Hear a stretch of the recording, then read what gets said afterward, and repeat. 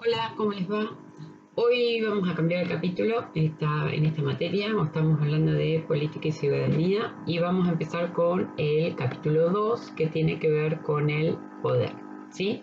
Si bien el poder lo podemos definir de distintas maneras porque tiene que ver con, si ustedes agarran un diccionario van a ver que tiene que ver con lo que puedo hacer, o sea, la capacidad que tengo de poder hacer algún tipo de cosa o también de influir en la conducta de otros. Nosotros nos vamos a basar, obviamente, como tiene que ver con la materia, en el poder político. ¿Ok? Bien, el poder político es la potestad que se tiene de mandar y de algo que es muy importante, y ser obedecido por un conjunto de personas. Ahora bien, ese tipo de cosas vamos a tener que tener en claro algunas que otros conceptos para entender por qué. Vuelvo, esta definición es una definición que yo estoy diciendo casi totalmente de memoria, pero ustedes la pueden ir modificando de la manera que les parezca que es mucho más simple decir. O sea, que quedamos que el poder político es la potestad de mandar y ser obedecido por un conjunto de personas. Este poder político, si hablamos claramente, se va a concentrar en el Estado, ¿sí? Que es una institución que se establece y que legitima el orden social. El orden social es el orden en el cual nosotros nos vamos a mover. Se va a utilizar distintos instrumentos como la ley, la fuerza pública y demás, ya que, bueno, después cuando veamos Estado van a ver que el Estado tiene el monopolio de la fuerza. ¿Qué significa? Que el único que puede ejercer la fuerza pública es el Estado. Ese Estado que está para protegernos. ¿Ok? Bien.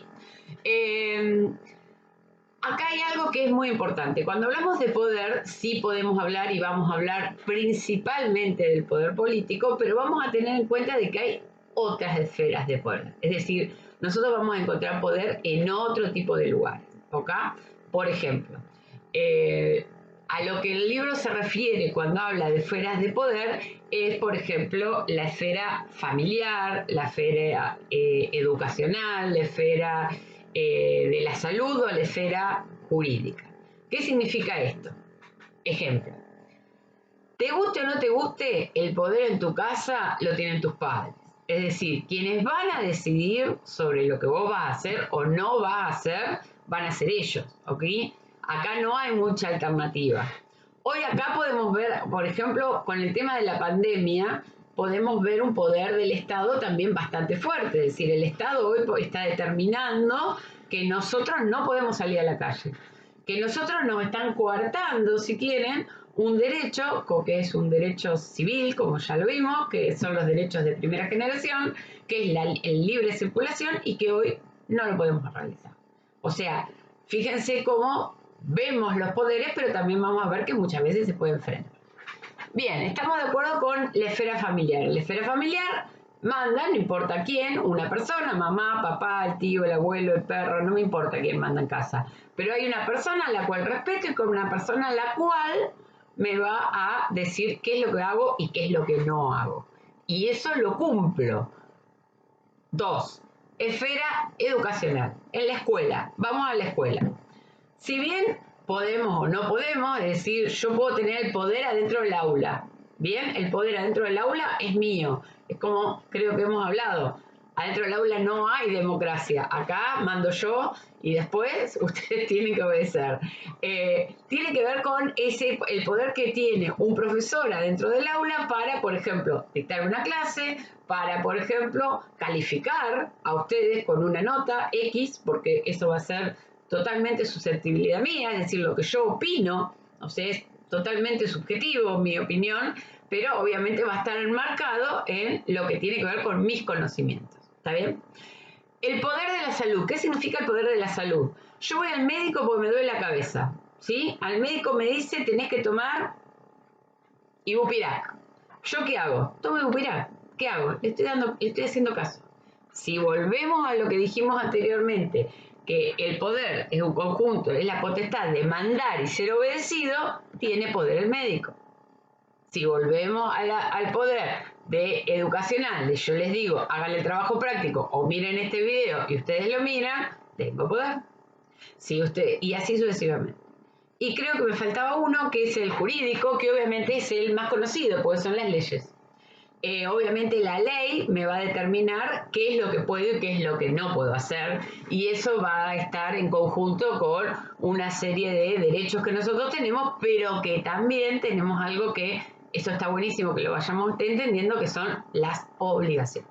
Es decir, un juez o me va a determinar si lo que yo hice está bien o está mal a través de una serie de leyes que van a estar determinadas y que yo no tengo otra alternativa que obedecerlas porque vivo en sociedad. ¿Está bien? Podemos discutir si nos gustan o no nos gustan, eso no importa, pero es algo así. ¿Está bien? No discutamos. El poder es una relación social, eso sí ténganlo en cuenta, porque muchas veces se confunde esto y a mí me gusta que lo entiendan. Es una relación social, es algo que se entabla entre las personas. Vamos entre nosotros. El poder lo tengo yo con ustedes, ¿está bien?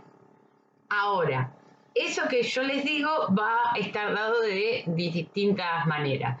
Hay cosas que son muy tangibles si yo quiero hablar del poder. Yo puedo, si quieren, ejercer el poder de una manera no tan buena, decir, bueno, te obligo a hacer un trabajo práctico. Yo tengo poder, por ejemplo, porque, no sé, los obligo a hacer algo que está mal, o los torturo. Ejemplo, cuando en épocas de represión lo que se hacía para que las personas respondan a diferentes cosas que se pedían era a través de la picana. El poder era la picana, no era la persona. El poder era un elemento de coacción que en realidad no tendría que utilizar nadie y mucho menos algo que esté referido al Estado. Bien.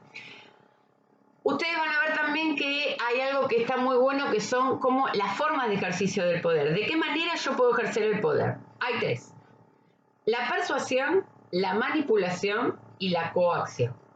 ¿Cuál es la diferencia de esos tres?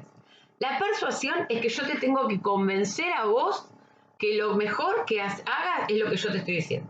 ¿Sí? O sea, te estoy persuadiendo a que hagas una actividad o que tú hagas tal cosa porque es lo mejor.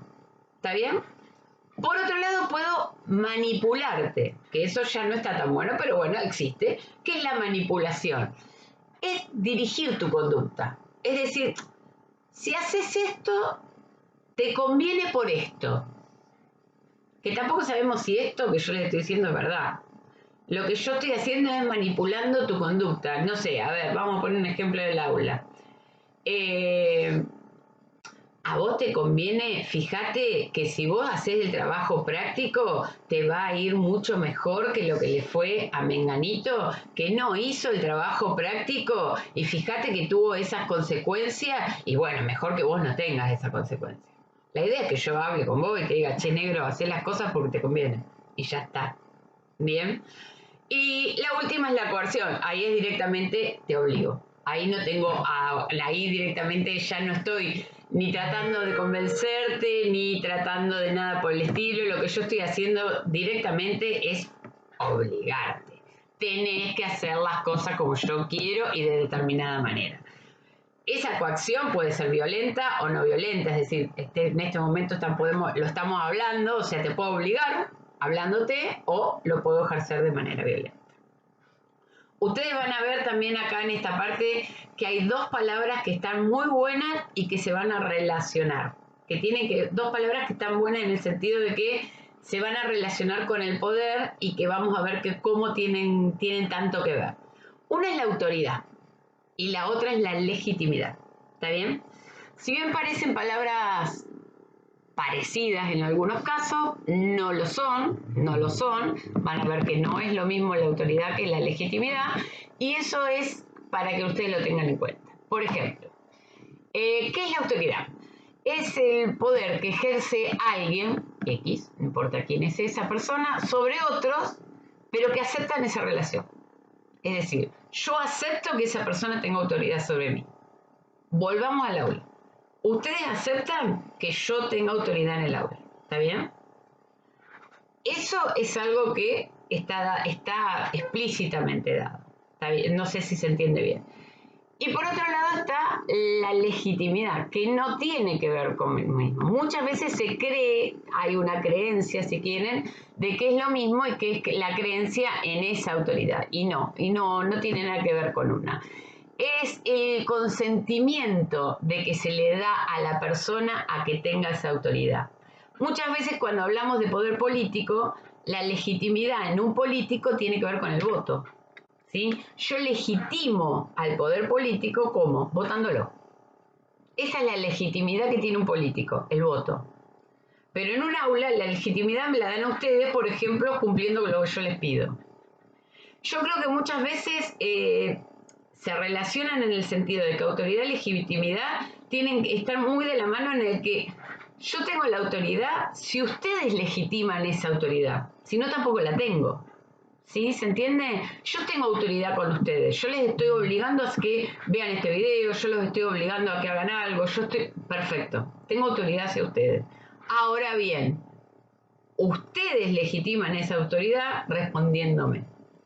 En muchos casos tiene que ver especialmente con que esa autoridad o ese caso que estamos hablando está dado en muchos casos con el conocimiento, está dado en muchos casos con el reconocimiento de la otra persona hacia el que tiene la autoridad. Entonces, por eso sirve.